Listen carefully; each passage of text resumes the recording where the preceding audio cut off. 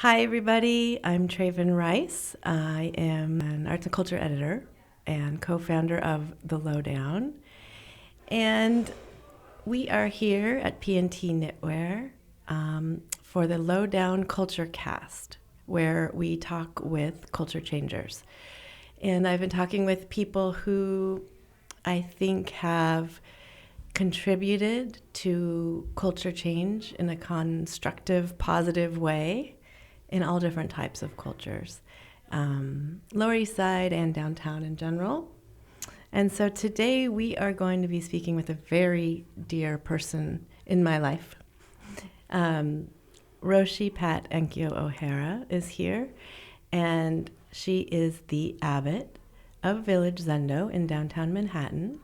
It's a Soto Zen contemporary American Buddhist meditation center that she co-founded.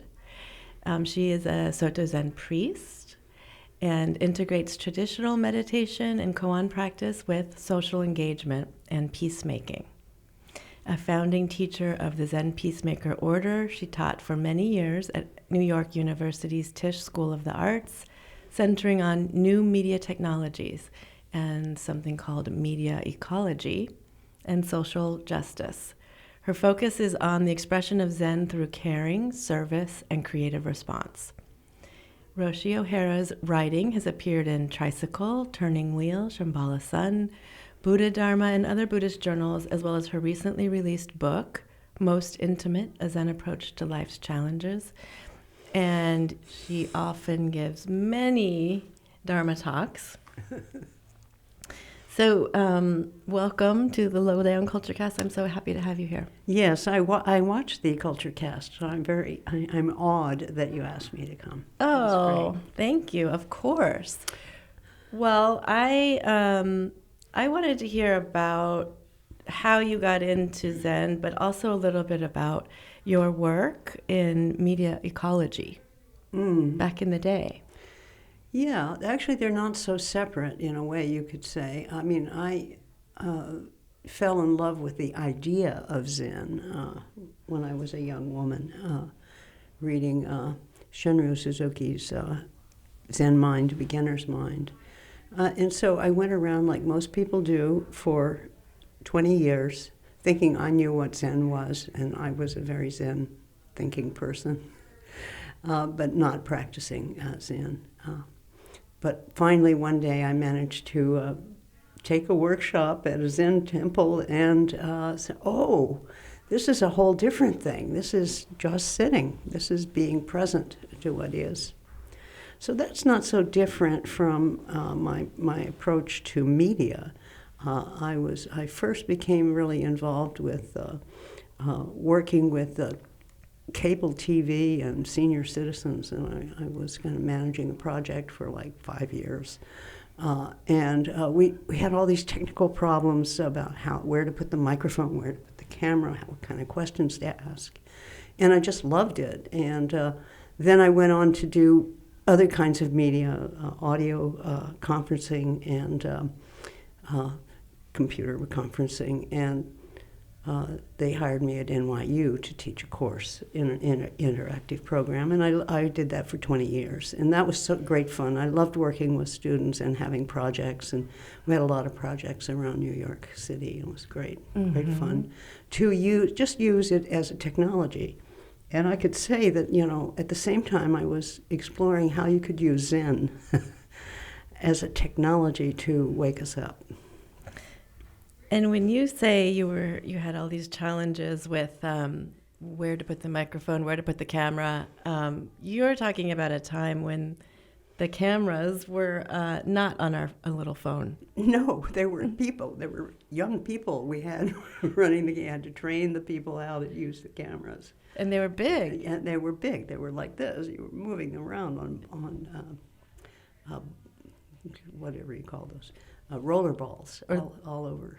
That was great. Those were wonderfully complicated days. And now, like you say, everything is like right here. Make your. But you had an idea as far as the interactive part in the early days about how to reach people through cable.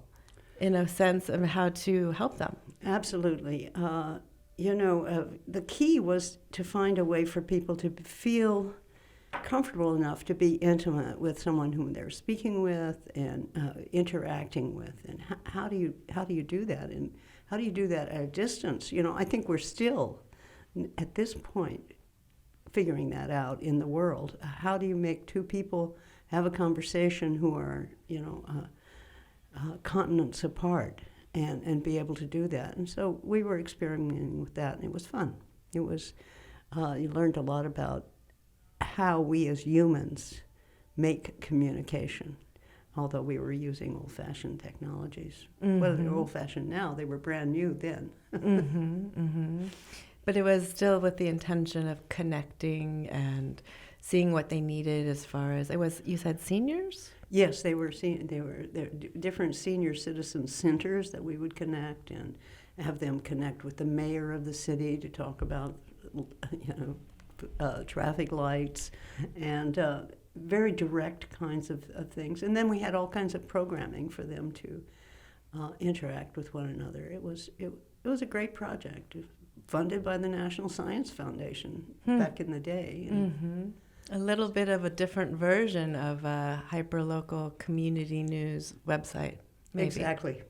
Exactly. We are reliving this very thing. Yeah. Yeah. And so at that time, then you happened to get interested in Zen. Yes, and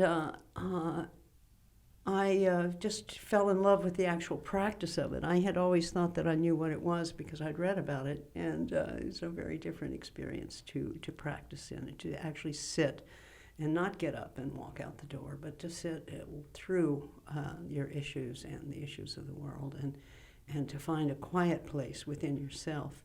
And I just was really delighted with that, and I wanted to share it. I wanted to share it with others. And actually, it was hard. It's hard to do alone. Mm-hmm. It's one of those things that's really hard to do alone. Mm-hmm. And so, I would say, okay, I'm going to sit in meditation, and then suddenly I'd find myself walking down the street getting a cup of coffee, and I thought, what happened to me? What if I invite some people over to my house and sit? Mm-hmm. And then we'll all be able to sit. Mm-hmm. And that's how our group started. And they started in my apartment. And I was fortunate enough, I was in faculty housing at the time, so it was a large space, and I was just able to get rid of all my furniture in the living room, dining room, and turn it into a little mini Zendo, a place. Zendo means a place where you practice. And people came. People just came, and it became a thing. It was great. And this was at a time when I would say that Zen had not been in America that long, maybe a decade or two. Right. But fairly new as far as coming over that tradition from Japan here. That's true. So a lot of it was new. It was new, but it was also had this kind of hip quality to it. And I'm teaching in around a block from Washington Square, so I got a neighborhood of people. I got a lot of artists and musicians who joined the community, and there in that community, it had been around for about 10 years. Mm-hmm. So there was a kind of comfort with the idea of practicing Zen, of finding a way to do that. Trungpa Rinpoche, from not a Zen but a Tibetan practitioner, was probably one of the first people to kind of bring that to the artistic community, and it took, and so that's what happened with us too. Mm-hmm. And that was sort of a little bit later, but this time of the beat poets, you had bringing some ideas over. The same kind of ideas, that whole tradition that was appreciated. Allen Ginsberg practiced in Zen, and he was just a few blocks away in the East Village. So right. So it was an easy place. If I had sat down in Iowa, in a small town, I'm not sure it would have blossomed as it did. And it wasn't intended to be a thing, an organization or anything. It was just, let's practice together. And then it grew like Topsy. Mm-hmm. And some of the people that you were studying with and practicing with seem to have really become engaged in the community around them and saw ways that they could serve and help people. This was a time when you had, I think you've mentioned that there were friends that were sick with AIDS.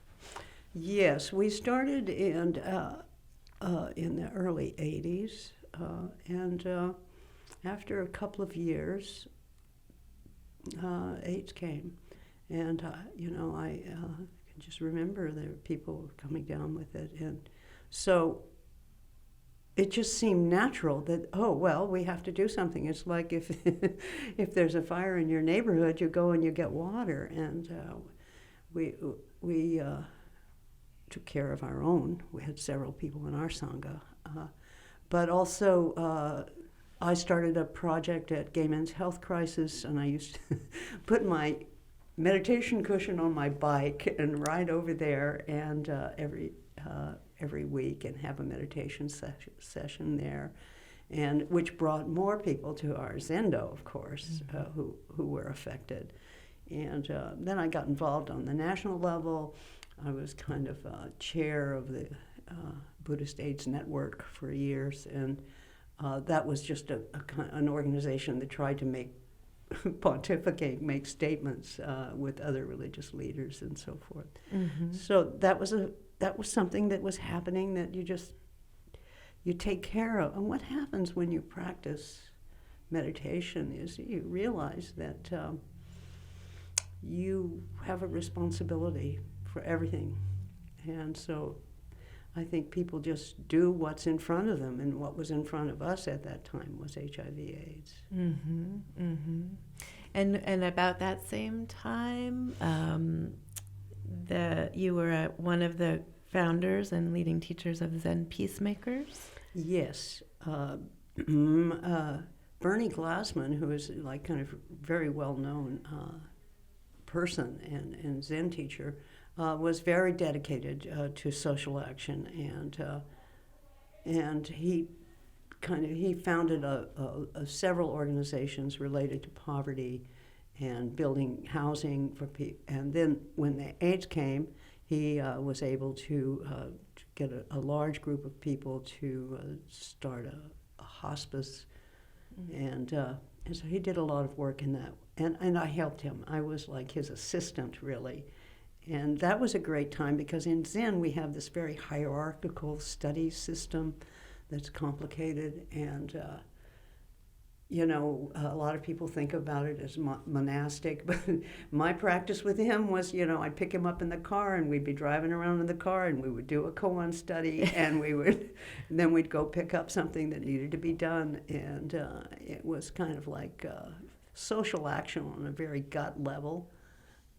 And at the same time, kind of always there was an opportunity to see how service or taking care of others is the practice of life, really. And that was the big teaching. Mm-hmm.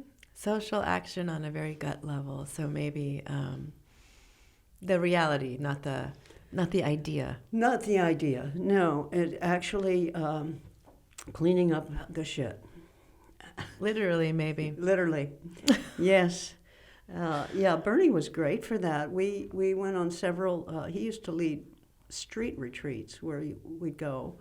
And naturally, since I lived downtown, we would go, when I'd go with him, we'd be down here, and we'd go to the different homeless shelters, and we'd on the Bowery, we'd go into the places where people are fed and listen to the sermons and the songs and eat the food and hang with the people there, or go down to the park at Tompkins Square Park and sit around and talk to people and see what it's like and sleep on a bench.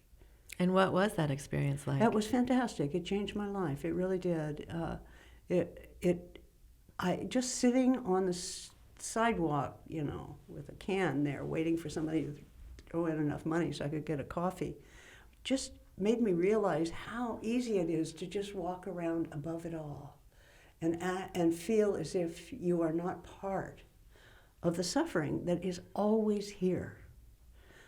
And since I was maybe cold and want some coffee, and then watching people I used to do it near NYU, and I would see colleagues just walk by and not look down. It was so interesting. It really was. And not just for them, but for me too. How often do I just not see the suffering around?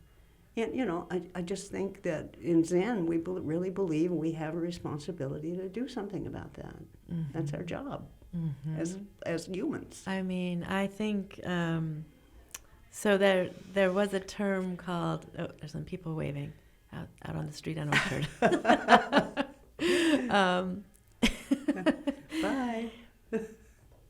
I mean, I'm not familiar with when the term engaged Buddhism really came about, but that is what was happening. That's what you were doing. That's what we're talking about. Because, I mean, one could say probably anyone who lives a truly spiritual life becomes engaged in the world. But there are these. But if you're isolated in a monastery or you're isolated in some sort of perfect place, you may not be aware of the suffering that's around. But in the Zen tradition, we have these kind of things that we do, like we go around and beg, like once every couple of months, we go out on the street and beg, and doing that really makes you humble. And doing that here in New York City makes you very humble because nobody wants to give. Right. So there's that quality of just recognizing our interconnection and our responsibility. Yeah. Yeah. And so it started in the living room, and then you had enough people coming that you found a space where it was a little more formalized. That's right. And so, yeah, it kind of like Topsy, it just grew.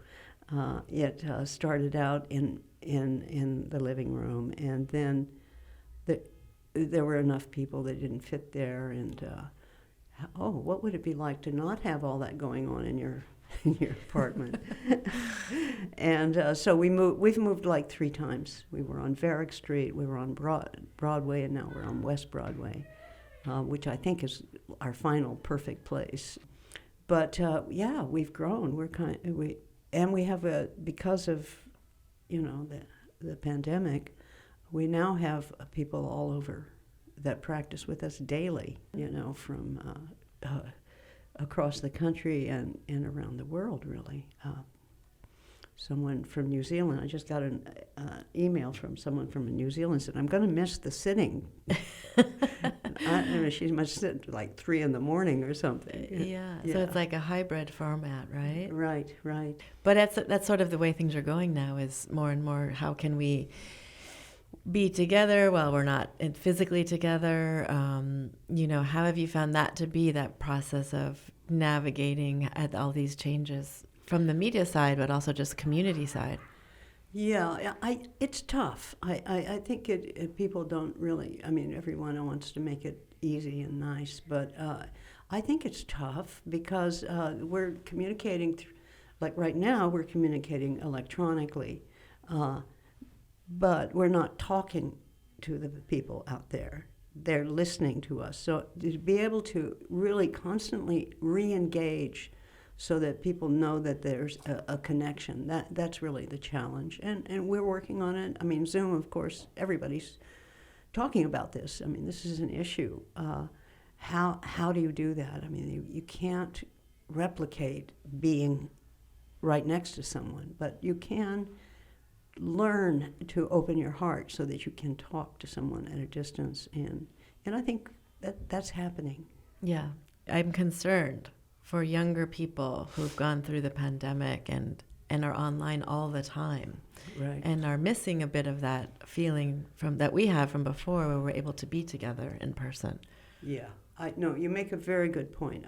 The physicality of being sitting next to someone, and so you're meditating and you're quiet, you're here, but there is a body there, and that's something that is lost when it's at a distance. So it's great to have people who are at a distance be able to participate, but I would encourage them to, if they can, have someone else come and sit with them so that there's 2 or 3 of them online. line. And that would help a great deal, that kind of physicality that you're talking about.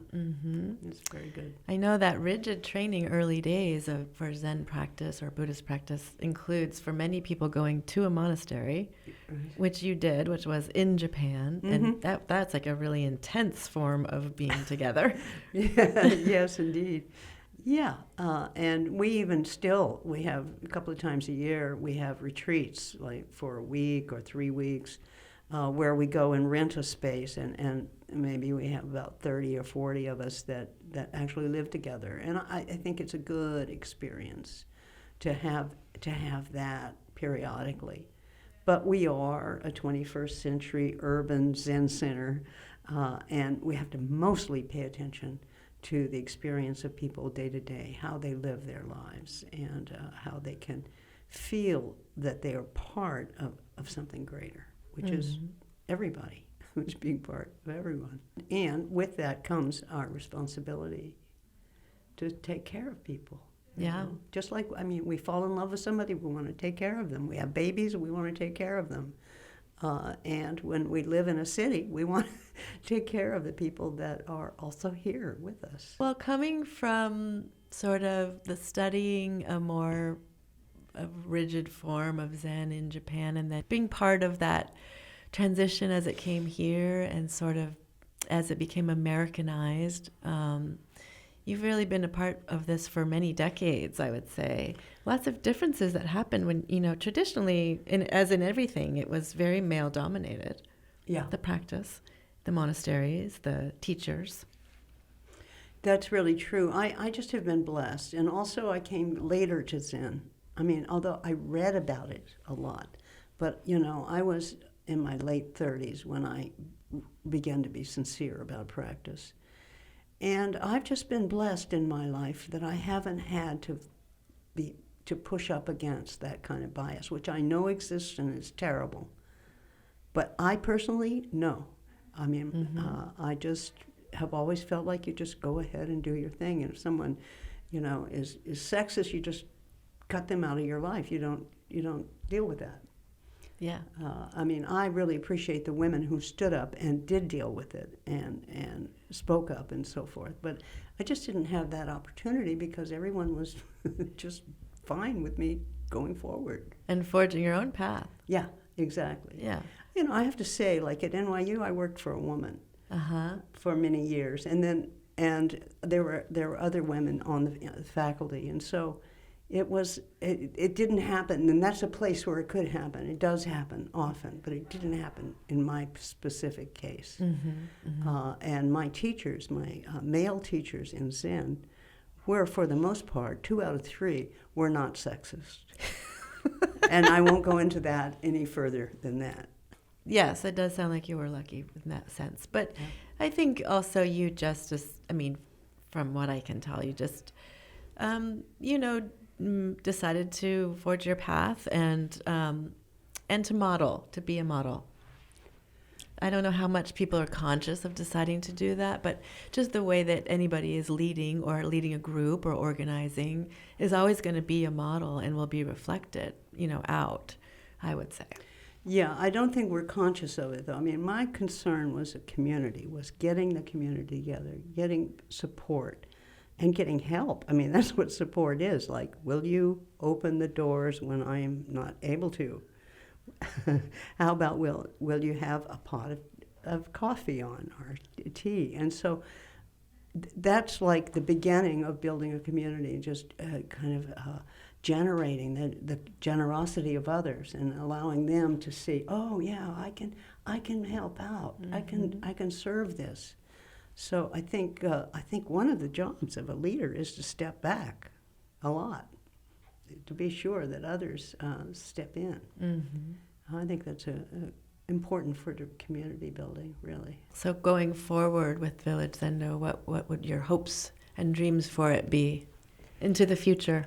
Yes, well, I'm at retirement age for sure, and so I'm seeing new leaders come up with new ideas and different ways of doing things. And so to see a graceful transition like that is my hope. And I would like to see it grow. And we were deeply affected by the pandemic. As all the empty buildings in New York, you can see we're not the only ones. But what I'd like to see us build up again, so that the Zendo is full of people coming to practice. They're just coming in to sit and to activate different issues that arise. We've also always been very politically active, and that's been kind of on the quiet side too, and I'd like to see more of that. I'd like to see that too. Good. Thank you so much. Well, thank you for asking all these questions. It was great. It's my pleasure. Okay. It's a pleasure to have you. Good.